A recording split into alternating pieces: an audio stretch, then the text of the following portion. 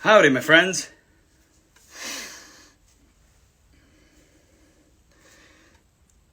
Look at this.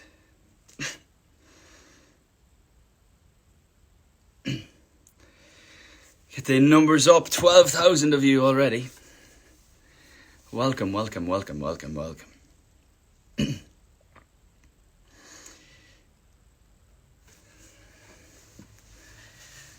How's everyone doing?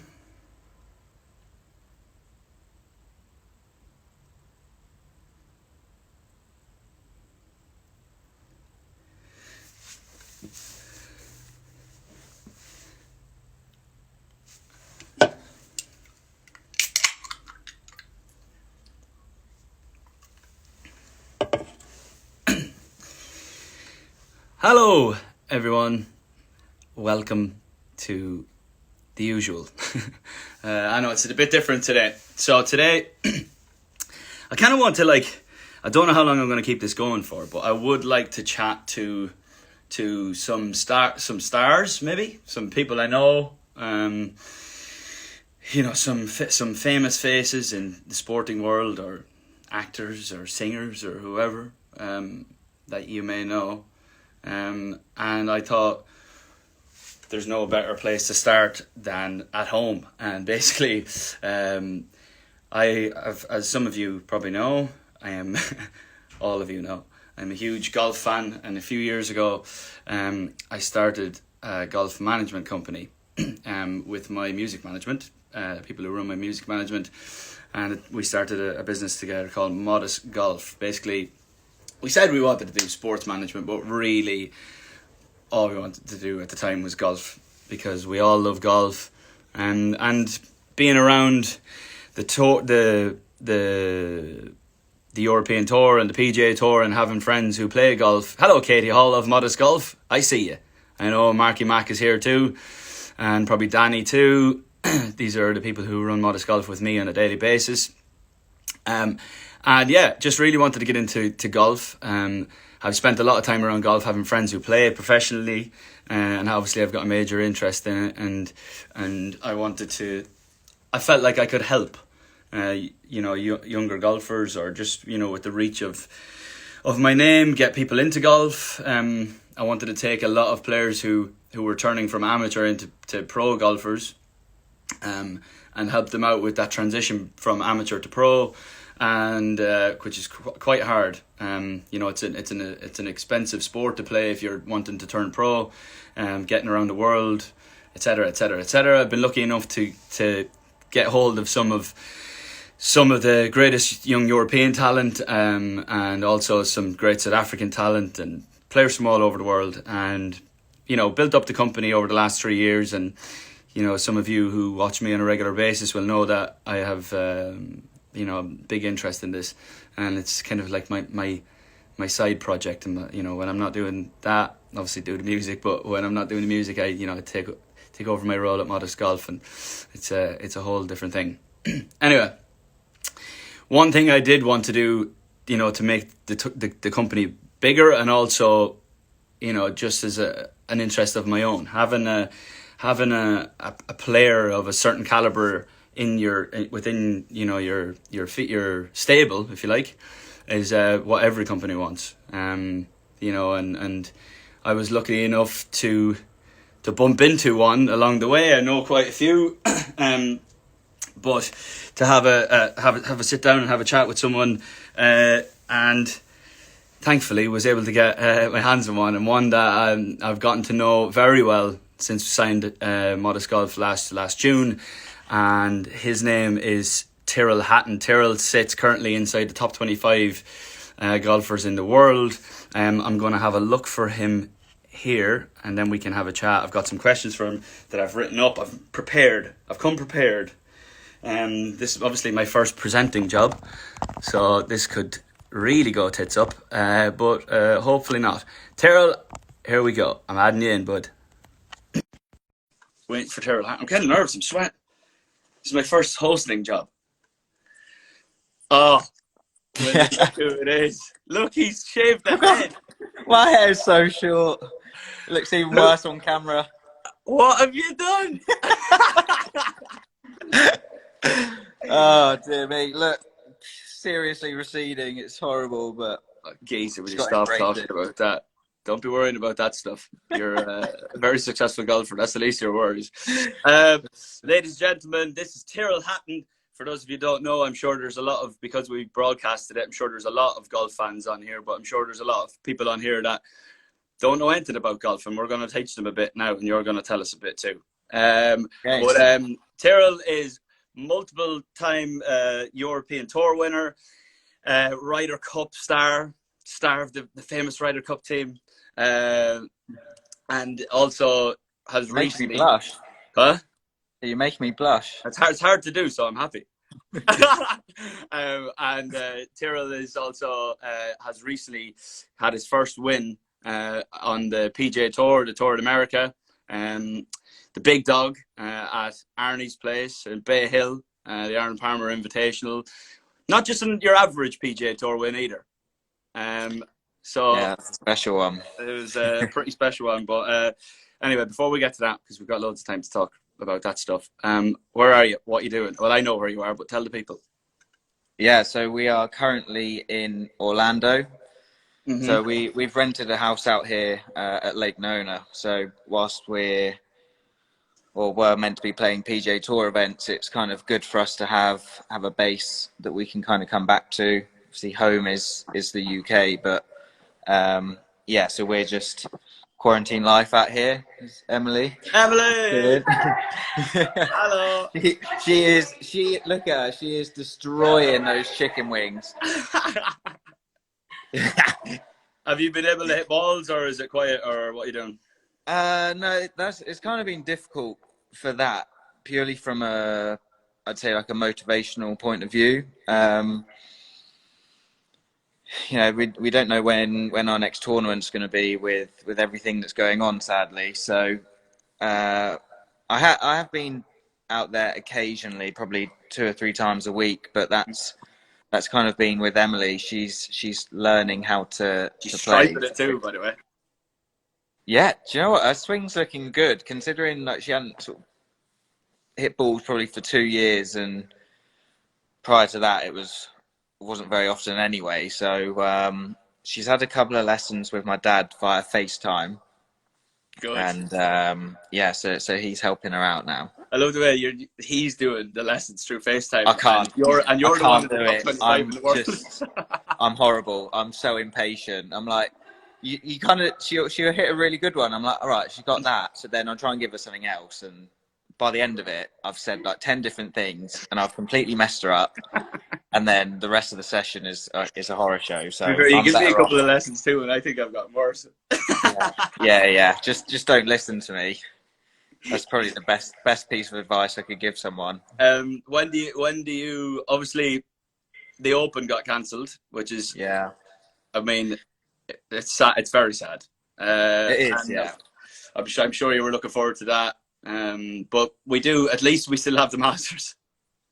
Yeah, so that's looking like it's going to be middle of November now, which is crazy to think that this week is normally Masters week, and we're all kind of stuck inside wishing that we were there. But it's a shame.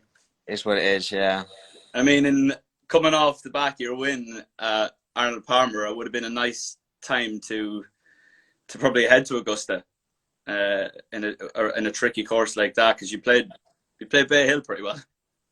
Yeah, it would have been nice. Obviously, the game was in a good place, and obviously I just kind of come back from 2 months off after having wrist surgery. So that's right. Yeah.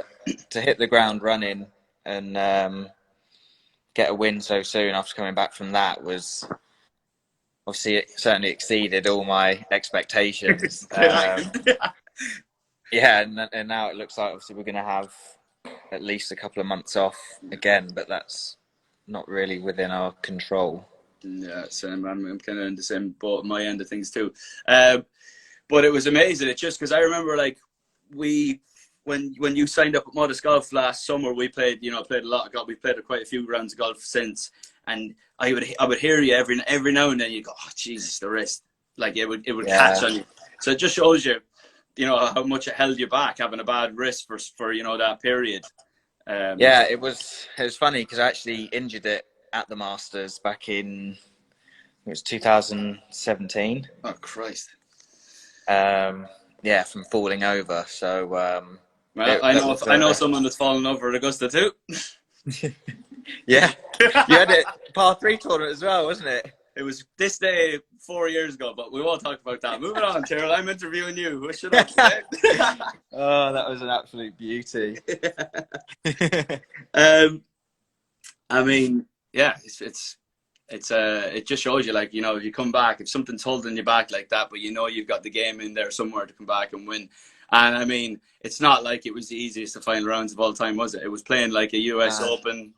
The course looked on television looked scary, and the wind and stuff like that. So yeah, it was like winning a major in a way.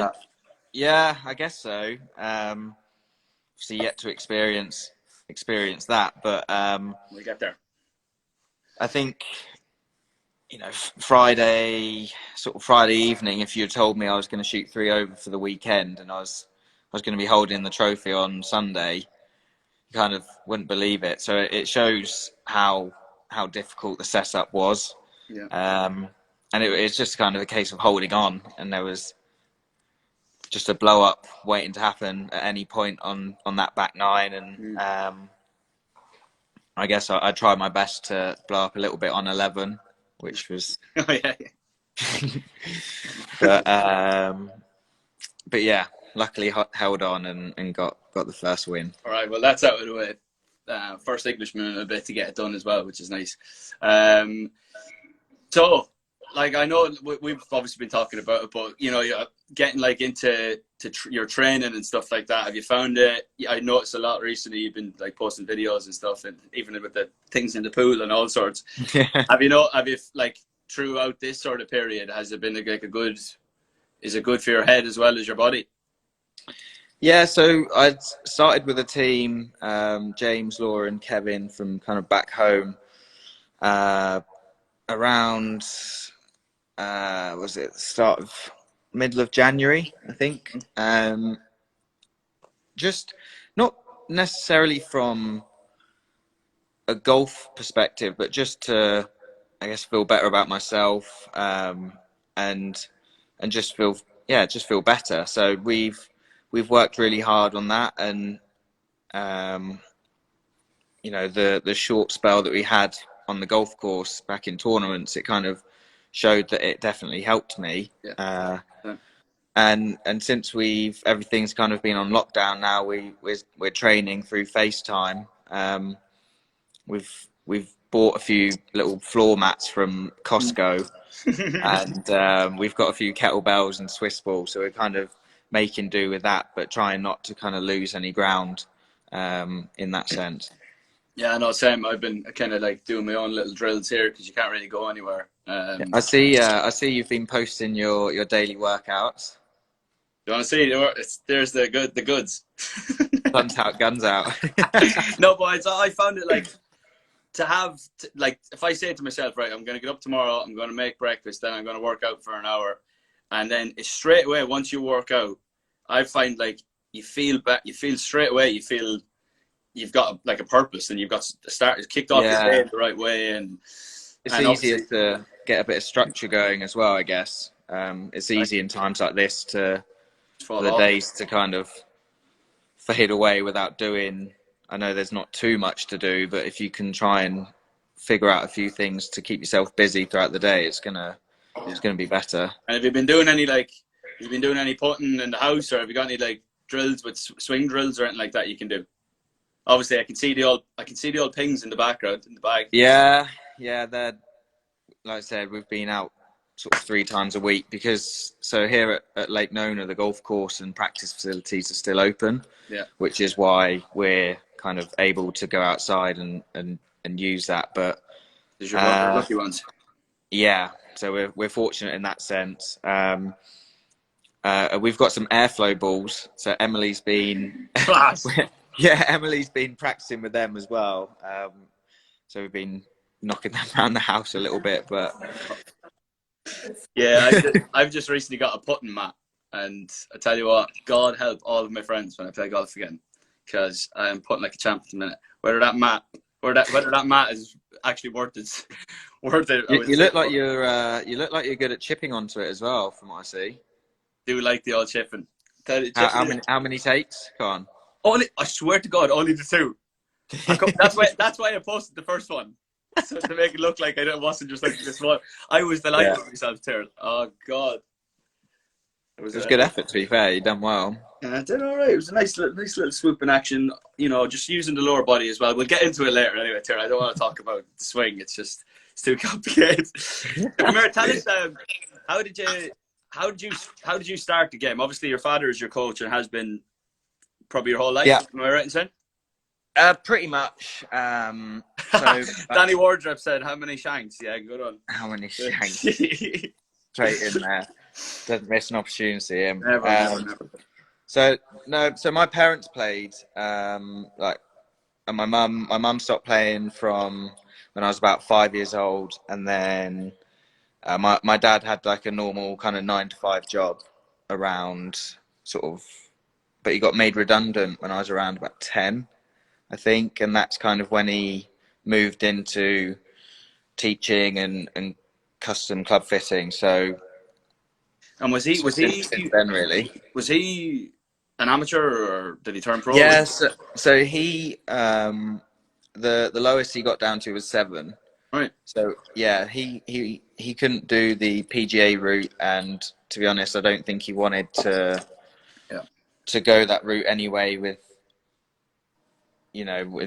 working in the pro shop and everything, and so he did I think it was European Golf Teachers Federation, and kind of got his qualification that way, and did a load of club fitting courses, and set up Hatton Golf, which is, we've got a golf studio now which he teaches out of. So you still practice there, don't you? Yes, yeah. When we're back in the UK, I'll go see him sort of 3 times a week, sometimes almost every day, if we need to kind of get something fixed before I go off and play another tournament. I was just thinking about, like, I was looking at your clubs there in the background, and you obviously play ping, and I was just thinking about, there's one club in the bag that not a lot of golfers have that has helped me out of a couple of situations. I've had a couple of swings of it myself. Yeah, you enjoyed using it. That 7 wood that you've got that not many people have. Yeah. Why do you have it? Well, I've always struggled using rescues, and Tell me about it. I just kind of needed something that I could use if the rough's quite thick, that you can kind of get it out with, because you're not gonna be using a 3-iron out of that. So I actually copied Matt Fitzpatrick. So Fitzy's had a 7 wood in there for a while, and so when we first tried it, it was going a little bit too far. So we had to kind of really chop it down. So it's actually just slightly longer than my 4-iron now, and it's been a great club, and I know Mac has enjoyed using that one too. Yeah, I was going to say, Mac is sitting here watching this, and I've hit it a couple of times myself. I remember on the 4th at Wentworth using it, just hacking out of the trees, and I probably hit one of the best shots I've ever hit in my life. Oh, it's a beauty, isn't it? It is a beauty, to be fair. That. Anyway, obviously, I could think of, remember the time in Europe when you won twice, and did you win 2 weeks in a row? Am I right in saying? Yeah. Did you not win the Dunhill and then the Italian, was it? Yeah. Yeah, sorry, I think okay. Yeah, I remember that, and obviously I remember like being like, Jesus, like, and it was good to see like young English golfers doing well at the time as well. But obviously with the PGA Tour win, is that where you see yourself, like, now you can kick on there proper, and is that like you see yourself? Do you ever see yourself moving out to the States, or will you always be UK based and kind of play over there? I like the idea of being able to play both. Obviously, growing up watching the European Tour, you kind of have that, I guess, loyalty and the connection there. So I wouldn't ever want to kind of lose my status there. And PGA Tour, with how the schedule's changed, I think it's easier to play out in the States for the first part of the year. And then generally most guys will go back to Europe through summer and kind of towards the back end of the year. But having that win, does that make you think, tell you what, I could play some of them ones at the back end of the year as well, and knowing that you've got, you have the game to take on the world, and have been lower, but in the top 25 and off the back of the injury, and confidence must be seriously high to think to yourself, tell you what, I could go to any major, I can go to any of the major tournaments and as well, and clean up and stay in the States. Well, it's obviously, like, from a confidence point of view, to kind of prove that I can win out in the States is great that I've managed to do that. And yeah, when we go into majors, there's no reason why we can't kind of contend and hopefully win one of those. But at the end of the day, golf's such a funny game. You're always trying your best every week, and some weeks it kind of works out for you, and other weeks it doesn't. It's just you keep on trying, and hopefully you can give yourself enough chances. I was going to say, I love the way you said "we." I assume you speak of Mick. Yeah, what a man. Mick is still a caddy, and he's a hell of a man. And I think he enjoyed the win at Bay Hill more than anyone. Yeah, so it was funny because he had a mare because he didn't eat anything. I was going to say he was in a terrible state. He was in a shocking state. Like, I put him to bed. But you weren't in a great state yourself. I wasn't in a great state, but I was well enough to drive. So here at Lake Nona, they've got these little lodges that it's like a mini, really small hotel, and so we kind of had one of the rooms for the night, and I took Mick there, and he literally had to undress him and chuck him into bed, pull the covers over him, and just left him. Well, that's the best way for him, because he was in the bad old state. But tell you what, you don't win in the PGA Tour every week, so no, need to enjoy them moments, and we certainly did. There's something that I wanted to speak about, and everyone that knows me will know that I'm big into the old recycling. I literally drink out of aluminium cans of water. Yeah. And I like doing those bits, and I mad into it, and I wouldn't say I was some sort of like, I don't know everything about the whole thing, but I do know it's happening. So I try and do my little bits and pieces and get rid of plastic and stuff where I can, and do things like that, and just bits and pieces around the house, turning the lights off, etc. And I know that I've seen you obviously talking about it a bit on your socials. Yeah. So obviously being with Adidas, I was going to say with the Adidas thing, initiative that they're doing with their Prime Blue collection, which is like a collaboration with Parley, where they use ocean plastic, or they've sort of saved plastic from kind of going into the oceans and created really cool things. So, like, obviously with the trainers, with the polos that we're wearing. My last post from at the players, actually, we had all the Adidas players on Thursday were in the Prime Blue collection, where the top was 100% from recycled plastic. Yeah, so it's, all made from recycled plastic, and to go out and wear that and show it off is pretty cool, and they do a great job. Yeah, to be fair, all the boys that Blackie and Neil and all the lads that I work closely with, they're pioneers in that stuff, and proper initiative. They're always great to me, and obviously been great to you over the last few years. And that's the difference when you start doing stuff like this. This is how you stand out, I suppose. Anyway, let's get away from golf for a second. We'll talk. Actually, one more thing on golf. Ryder Cup. Yeah. Obviously, are we going to have it? By the way, just quickly, does it matter if I turn? Yeah, now you're on the side. Now you're on the side. Yeah. God, technology. Jeez. Okay, go on, carry on. Ryder Cup. Yeah. Obviously Harrington. I'm sure, because I mean I'm not even part of the team and I look forward to it. But I mean, it's it's one of the biggest sporting events in the world. You were obviously part of the team in Paris. Yeah. The glorious winning team, the team that trounced our American counterparts. And it was a number like Paris was a joke. And do you want to talk about that? Wow, it was just incredible, very surreal, really, from start to finish. Like even the qualification process, I didn't allow myself to think about the Ryder Cup too much, and it all became very real the day that we flew to Paris and we got in our hotel rooms, and the setup of everything that they did just in that room alone was incredible. And yeah, you put the kit on for the first time, and it's like goosebumps. You're like, it doesn't seem real. Yeah, I'm getting goosebumps thinking about it myself. Yeah, it was so cool. All the lads in the team room were brilliant. We had a really good team chemistry that week, and I think that kind of showed as well when we were out on the golf course.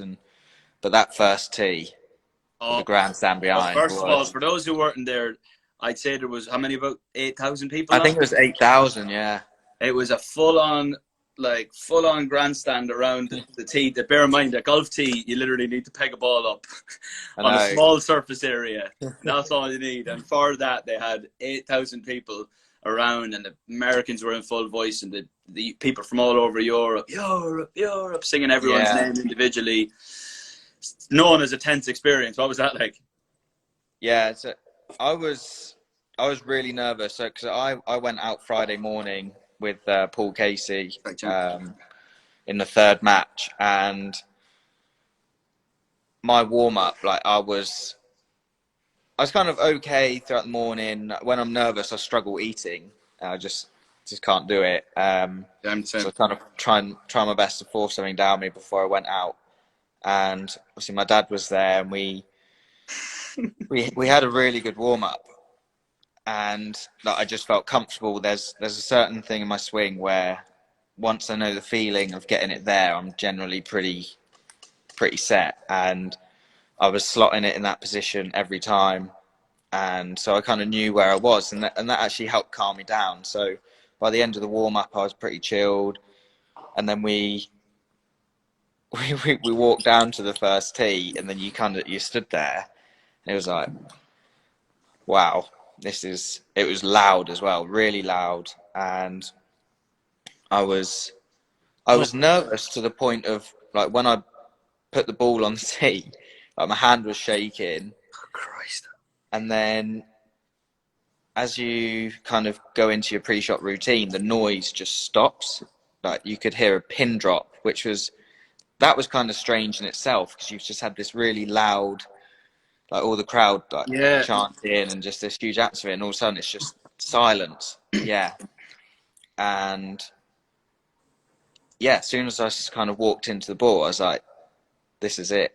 This is. And were you thinking, like, if that was me in that situation, and I've thought about it, obviously, being the golf nerd I am, I think I'd be one of those people that amp the crowd up just so they didn't go too quiet on me.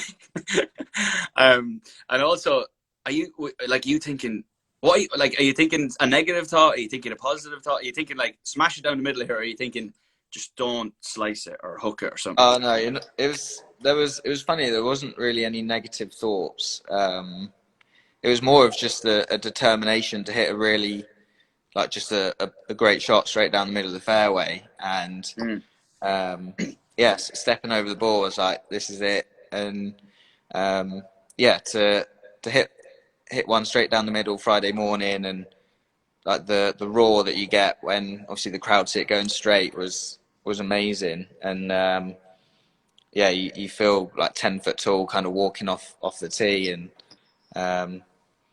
just amazing to be out there and with the energy that the crowd give you.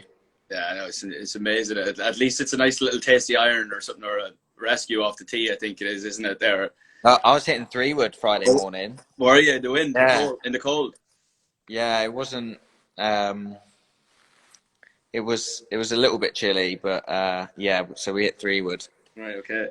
Um, what about actually? Do you know what I was just thinking about? That was probably the first time like I bumped into you bits and pieces and dribs and drabs over being on the European tour and kind of seeing each other on ranges and stuff. But I think that was like the first way. I remember we were sitting down. It was at breakfast. We're in the car going back to the hotel.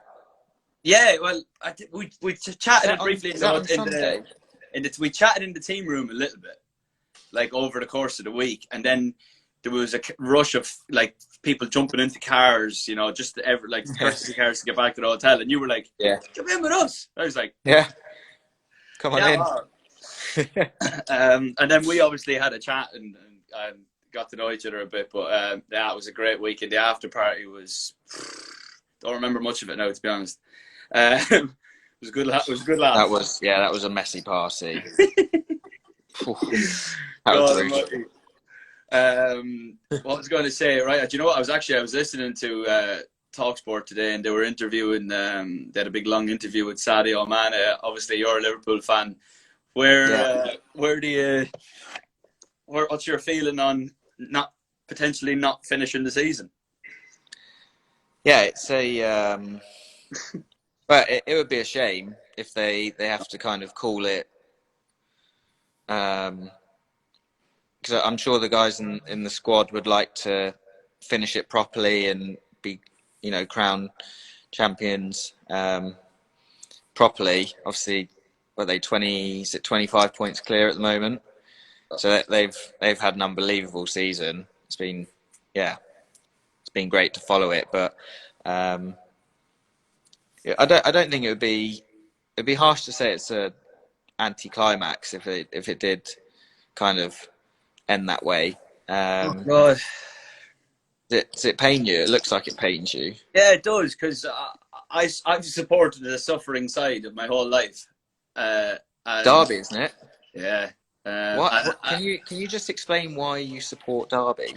My old man was born in '60s, so if he was like, early '70s, he was, coming into like that age when you're getting into football, listening to the wireless, and like Derby and Leeds were like flying at the time. We won the league, and Brian Clough was around, and we were like the team at the moment, thankfully, because most of Ireland supports Man United. Well, I'm not saying, to be fair, I do like Liverpool, but anyone but Man United for me, or Leeds. But yeah, I just got into it that way, and then we were season ticket holders when we were kids, and we were going back and forth. Okay. So basically, my dad worked at Tesco, and basically any spare money he had, we'd go a couple of times a month on the ferry and stuff. So that's how I got into it. But so 30 years of waiting to win the league for Liverpool, and then it to be stopped by something completely out of their control. It's not like they lost about 12 games in a row and someone caught up on them. It would be a shame. Yeah, it would be a shame, but obviously you can't. It's such a strange situation that everyone's in. We just hope that it kind of can clear as soon as possible and try and get back to normal in a way. And obviously it'd be nice if they can finish the season, if that is achievable. I'm sure they'd be trying everything possible to do that. But and what about the job that Klopp's done? It's insane, isn't it? Yeah. I mean, if you want the captain, if you want the manager, that's your man. Amazing. Yeah, the guys the players that he's brought in, and they're just a great squad, aren't they? They've done so well together. What about long may it continue as well. Exactly. I mean, I feel so sorry for the boys being 25 points clear and their chances of not winning. But right, here's a question. One more football question. If you could who could Liverpool not do without? Firmino, Salah, or Mane? In that front three. It's something I always think about.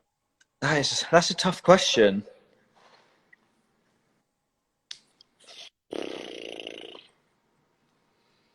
Oh, I've left the disgusting one, that one. Oh my. Oh God. I hope they stay forever. It would be unbelievable. Oh, I don't know. I feel like maybe Firmino goes a little bit unnoticed with the work that he puts in. I agree. He does a huge job for the other two.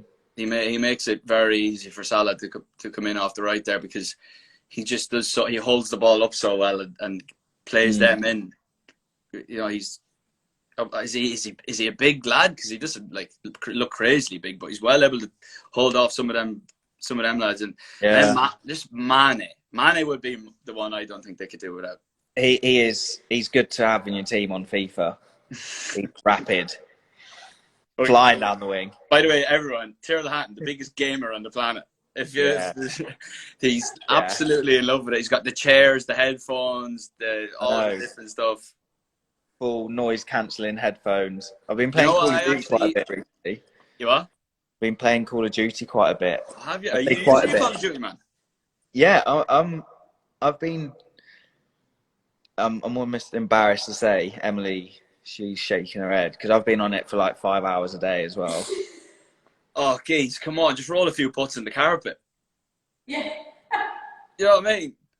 Thing is, though, it's easy to just lose that time just playing. You just get carried away. T, come on. I promise you need to give it a go. No, right. I actually just got FIFA 20. Did you? So maybe we could play online, but I'm not playing for 5 hours. Play a couple of games and that'll be it. Yeah, that's fair enough. Ease you into it. Right. So what are you doing with yourself? Cooking, working out, going for runs, going for walks. Wrote a tune last night. Got a little studio set up. I was kind of struggling to get going because I've got my living room consists of like my couch, my dining table, my piano. So I do eat, drink, watch TV there, play piano there, and I was struggling to just get motivated to write a song in a room that I spend all day in. Yeah. And then I just got a bit of a studio set up and like got a mic sent over and a couple of bits, the essential bits that you need. And wrote a tune last night actually with Capaldi, Luis Capaldi. Okay. We wrote a tune. Anyway, speaking of music, me and you've spoken about it a lot, but you're a huge music fan. I think everyone enjoys listening to music, don't they? So we've actually.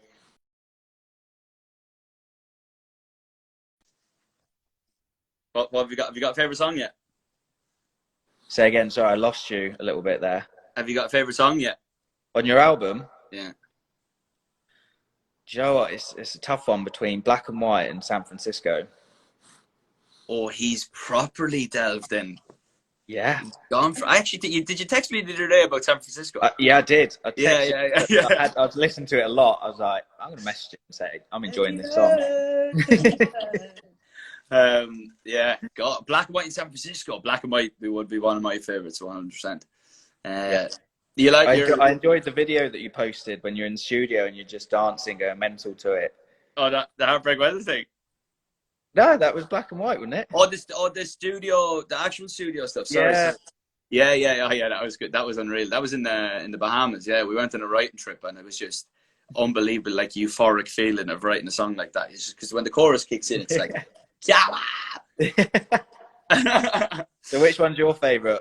Have you got a favourite on the album? Black and White, Still, Cross Your Mind,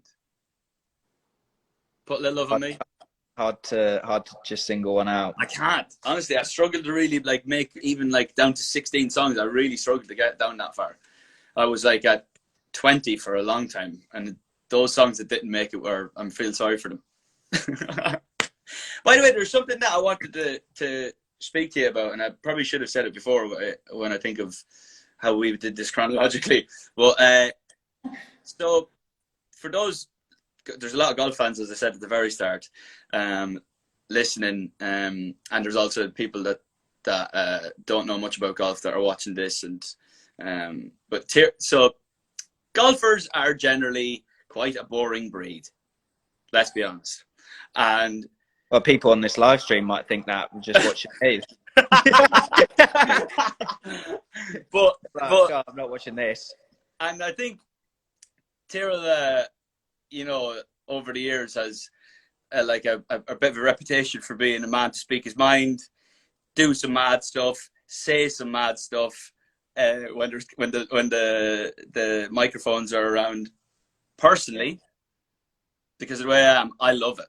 I someone that can spark the game a little bit and give, the people talk about you. So in my eyes, that's great for the game.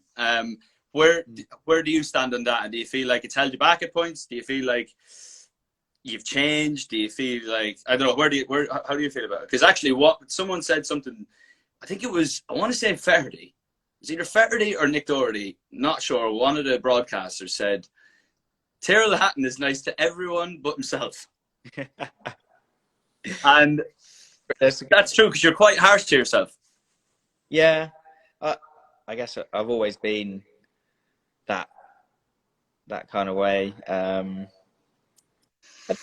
There's times where it has set me back in tournaments and where I've got in my own way. And I'm sure there'll be tournaments in the future that it will happen again, because being human, you're going to make mistakes. But I'd like to think that over time I have got a little bit better with that. I think, going with the win at Bay Hill, generally for me, I was pretty calm. And there was times where I could have lost it on Saturday and Sunday that weekend, but I just felt I was in a good place that week, and in your happy place. Which, so it kind of worked out there. But, that when I said that there's times where it's held me back, I can't remember if it was in 2015 or 2016, Wentworth, final group on Sunday. Wentworth is such a, BMW PGA is, that's a tournament that means a lot to me. I've been going to that event since I was a 5-year-old, so to be inside the road and playing is pretty special. And I always look forward to that event each year. And to go out final group on Sunday with a chance to win, like that was a huge moment for me. At that, I hadn't won on the European Tour yet, so and I got frustrated because I didn't get off to a fast start, which is how I felt I needed to what I needed to do. And I played myself out of the tournament. And at the end of the day, if I'd gone out and shot 2 under in the final round, you're holding the trophy. So there's like that you can kind of look back on, and that kind of hurt. Realize that you have to improve, because you can't keep shooting yourself in the foot when you've got an opportunity. I mean, it's brilliant. Like it's fun to watch. I'm sure when you frustrate yourself, sometimes it's not great to be in there. But as you say, it's happened before. It'll more than likely happen again. And that's absolutely who you are. And I think it's brilliant. By the way, thinking about that, and I think some people online had sent in some questions, and it was someone was saying, Kelsey said, Is your wedding still on after Toilet Gate? So for those of you listening, what happened was Tyrrell was taking a shot. He swung back his club, and in the middle of his swing, he heard the Portaloo door slamming, and then the camera turned around, and it was actually Emily, his fiance, coming out of the bathroom mid-swing. That was just, you couldn't write it, could you? It was an absolute beauty. Genius. It was so funny. How's the prep for the wedding going? Yeah, that's obviously on hold at the moment. We were looking at getting married sort of towards the end of May next year in Italy. So that's kind of one of the things that we were looking at. But that's on hold at the moment whilst we go through this. I was expecting I was wondering why my invite hadn't arrived, but I'll just blame it on the corona. We'll just say, like, for now, that no one's received any invites, okay? So that make you feel a bit better. But can you invite me to an Instagram live and invite me in front of everyone? That'd be great. Sure. Right. Let me see. There's more questions here from online.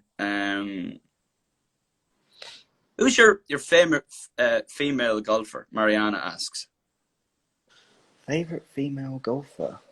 I obviously watch a lot of ladies golf. We signed Leon Maguire, and I love doing that. Is there any ones that stand out to you? Personality, is there a thing or a game that you like? I'd say like just from like the Lake Nona connection, Lydia Ko. Oh, is Lydia? Yeah, when we're here, so she's on the range. She's always really nice. Always says hello and have a bit of a chat. So, yeah, that's pretty cool. Yeah, I know she was when she first sprung on the scene. She was off the charts. Yeah. Yeah. Is there? Okay, let me see. Hold on. Sophia asked, "Is there any tips? Speaking of ladies, have you got any tips for young girls wanting to start the game? Ooh. Like as an industry, how do we get more younger girls to play the game?"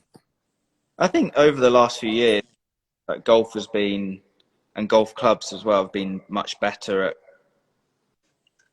opening up for everyone, all ages, and kind of showing that golf can be fun, and you can, with certain things, with the practicing, the drills that you do in the junior clinic, and all sorts of stuff that you can get into it. So I would say the best thing is to go down to find your local golf club and see when, because they all should have like a summer camp when we get out of the crisis that we're in. Agreed. Just go give it a go, because until you try it, you're not going to know if you enjoy it or not. And I'd say the summer camps are always going to be really good with the local pros setting everything up for you. Yeah, I have to say it's obviously got that sometimes it's got that view, and obviously me and you don't think that because we love it, but I think the view on golf sometimes is that it's it's the old man sport or whatever. But I've had some of the, I'm sure you definitely have, but I've had some of the best times in my life just messing around on golf courses and hitting balls and making mates around golf courses and drinking the head of myself in a golf cart. And I'm sure you have as well. Yeah, it's a special place, when even if you're out there on your own in the evening, like in the summer and stuff, is quite peaceful, and you can just enjoy being out there, fresh air thing. It's a nice place to be. Unbelievable, Saints. Unbelievable. And this is why, for all you people watching, why we signed Tyrrell Hatton, because he's the man. And he's recently just got himself back into the top 25 in the planet. He's just won. Kind of like what's happened. I put my tour on sale, brought an album out, and then this kind of thing happens. Kind of like what happened to you, with the big win in America, the first being in great form, and then it just kind of. But when this is all over, we'll have practiced and we'll be back and ready to go. Ladies and gentlemen, Tyrrell Hatton. Come on! Come on! You can hear them screaming from the rafters. Yeah. Tyrrell, pal, thanks very much for coming on, and thank you for chatting and answering some questions. Obviously, we talk on a regular basis, but it's nice to do this and let the people hear and know more about you and what you're interested in and all that stuff. Yeah, perfect. All right, mate. Well, it was good to chat to you. Ta-da. Keep in touch. Bye, Emily. Yeah. There he is, Tyrrell Hatton, Modest Golf's finest. He is. We've got some talented golfers in the ranks of Modest Golf, and you'll see more of them over the years because they're going to start making big moves. And Tyrrell Hatton is a well-known face in the game of golf, and we're very lucky to have him representing Modest Golf in the way he does. He's a great time. He's a fantastic golfer. When he feels good, he can win any tournament, and we've got no doubts about that. He's a great man. Thank you to Adidas and to Ping for always looking after him as well. And keep up the good work, team. Right, good night, people. Love you lots. See you soon.